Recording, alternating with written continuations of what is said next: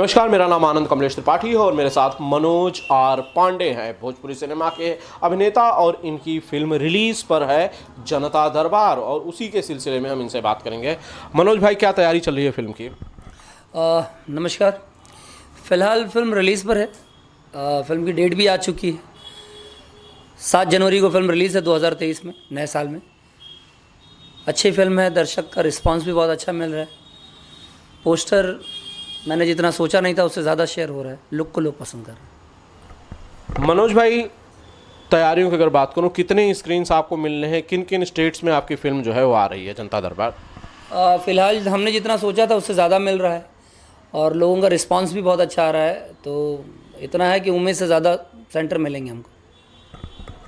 कई फिल्मों से सामना होता है जब आपकी फिल्म रिलीज़ होती है और नए साल की पहली रिलीज़ होगी आपकी, 2023 की पहली रिलीज़ होगी आपकी जनता दरबार। कई फिल्मों से टक्कर होगी। मुझे हालांकि आपकी फिल्म को मैं शूट पे मैंने देखा था, आपका नो डाउट आपका विषय बहुत अच्छा है, शूट आप लोगों ने बहुत अच्छा किया है।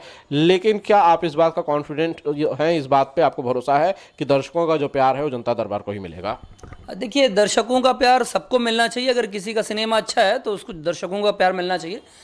पर फिलहाल मुझे तो शुरुआती दौर से ही जनता का प्यार मिल रहा है। जब मैं शूटिंग कर रहा था तभी भी लोग क्लैपिंग करते थे, लोग पसंद करते थे, मेरे लुक को लोग सराहते थे, मेरा लुक लोग पसंद करते थे।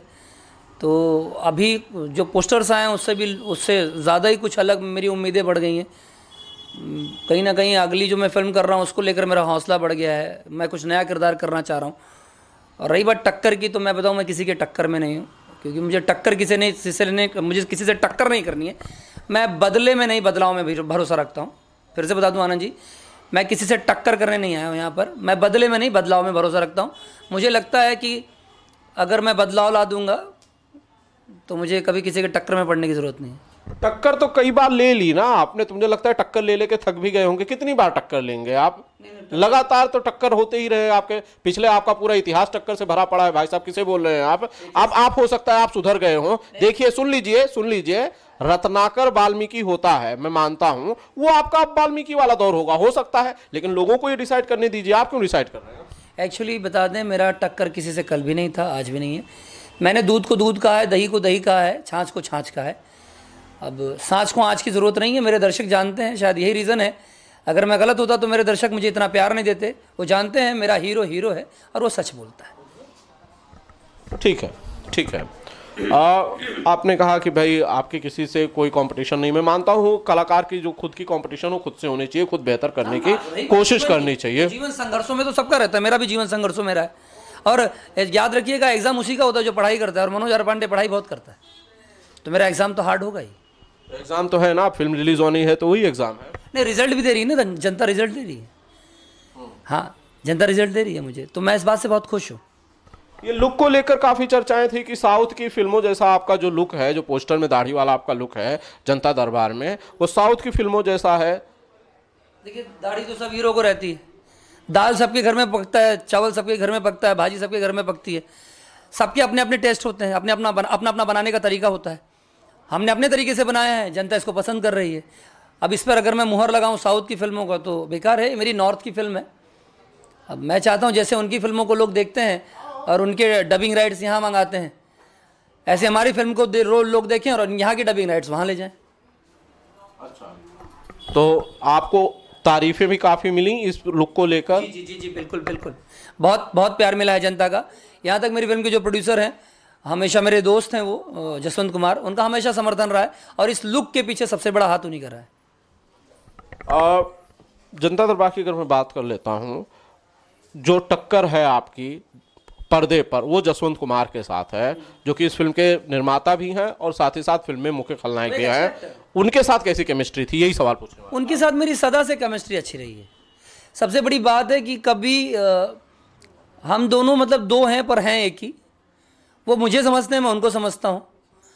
वो मेरे बारे में अच्छा सोचते हैं, मैं उनके बारे में अच्छा सोचता हूँ। ये एक दूसरे को पता है।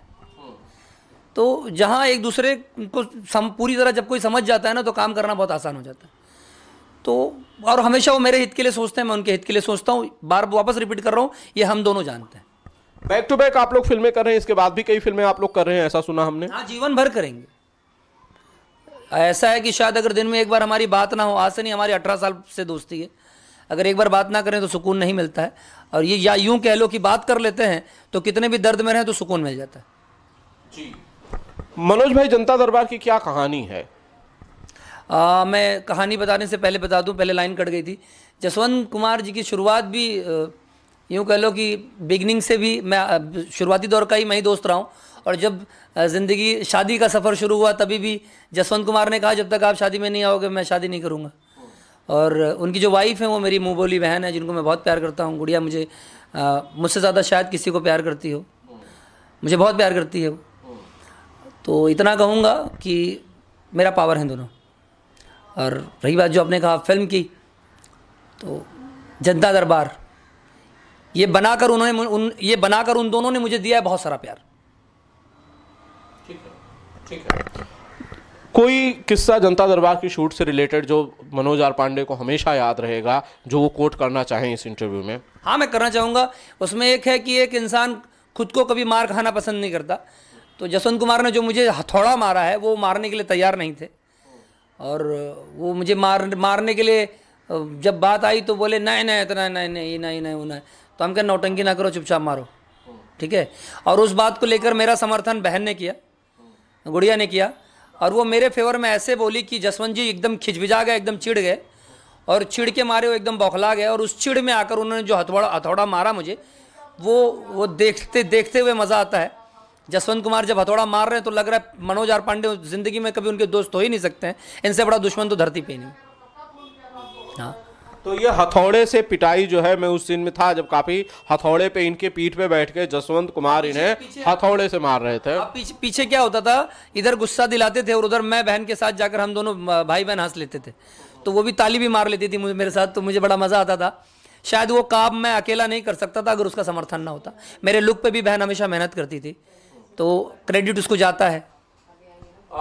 मनोज भाई, फिल्म की रिलीज की तैयारियों को लेकर मैंने पूछ लिया, आपके लुक को लेकर मैंने पूछ लिया, लेकिन एक चीज मैंने आपको से नहीं पूछी, इस फिल्म में आपका डबल रोल है। डबल रोल एक्चुअली जिंदगी में, मैंने आपसे एक लास्ट इंटरव्यू में कहा था आनंद भाई कि डबल रोल, एक इंसान जब पैदा होता है ना और जब मरता है तब तक वो पता नहीं कितने रोल कर जाता है। और बहुत से रोल तो हालात भी बदल देते हैं। बहुत से लोग, जब बहन हो तो भाई, मैंने आपको बताया था, शादी हो तो पति, फिर किसी का चाचा, फिर दादा, पिता, जो भी XYZ, तो कई रोल्स वो निभाता है। तो रोल्स डबल, बाकी मैं इस डबल रोल के बारे में क्या कहूँ, अगर मैं सारी चीज़ें बता दूंगा तो सिनेमा देखने का मज़ा नहीं रहेगा। इतना समझ लीजिए, एक अहिंसा का पुजारी हिंसा की ओर कैसे मुड़ जाता है और क्यों मुड़ जाता है, यह इस फिल्म की कहानी। मनोज जी, बहुत बहुत शुक्रिया सारी बातचीत के लिए। अगर मैंने कुछ ना पूछा हो इस इंटरव्यू में तो जाने से पहले आप उसे प्लीज़ ऐड कर सकते हैं। मैं यही कहूँगा कि अच्छा सिनेमा है, समर्थन दीजिए, सपोर्ट दीजिए। मोबाइल पर सिनेमा ना देखिए, सिनेमा हॉल में जाके सिनेमा देखिए। अगर आप ऐसा करते हैं तो आपका समाज ग्रो करेगा। जैसे बाहर की फिल्में बहुत सारे पैसे कमाती है, बहुत सारे पैसे कमाते हैं, ऐसे हमारा सिनेमा भी एक अच्छा कलेक्शन करेगा, हमारे सिनेमा का भी बड़ा नाम होगा। हम हर बार कोशिश करेंगे कि अच्छा सिनेमा बनाएं और आप लोगों को संतुष्ट कर सकें, आपके विश्वास पर खरे उतर सकें।